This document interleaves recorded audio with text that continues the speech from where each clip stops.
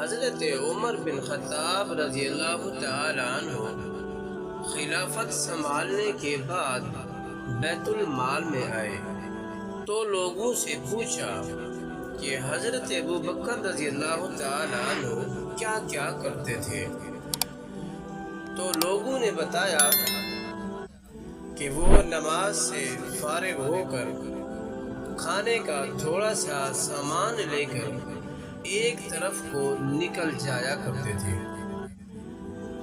آپ رضی اللہ تعالی عنہ نے پوچھا کہ کہاں جاتے تھے؟ لوگوں نے بتایا کہ یہ نہیں پتا، بس اس طرف کو نکل جاتے تھے۔ آپ رضی اللہ تعالی عنہ نے کھانے کا سامان لیا اور اس طرف کو نکل گئے، لوگوں سے پوچھتے ہوئے کہ حضرت ابو بکر رضی اللہ تعالی عنہ کس جگہ جاتے تھے۔ پتہ چلتے چلتے ایک جھونپڑی تک پہنچ گئے۔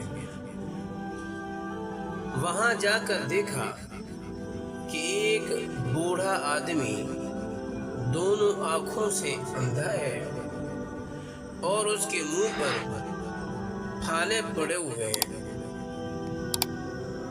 اس نے جب کسی کے آنے کی آواز سنی تو بڑے غصے میں بولا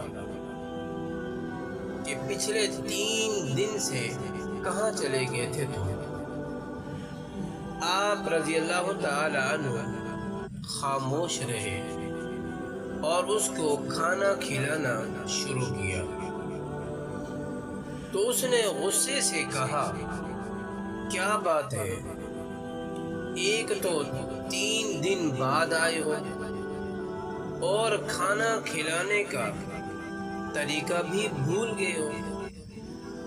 آپ رضی اللہ تعالی عنہ نے جب یہ سنا تو رونے لگے اور اسے بتایا کہ میں عمر ہوں اور وہ جو آپ کو کھانا کھلاتے تھے وہ مسلمانوں کے خلیفہ ابو بکر تھے اور وہ وفات پا چکے ہیں۔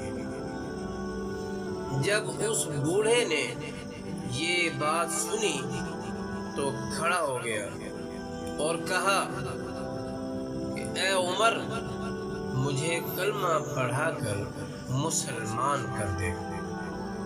پچھلے 2 سال سے وہ آدمی روز میرے پاس آتا اور کھانا کھلاتا رہا، ایک دن بھی اس نے مجھے نہیں بتایا کہ میں کون ہوں۔ سبحان اللہ!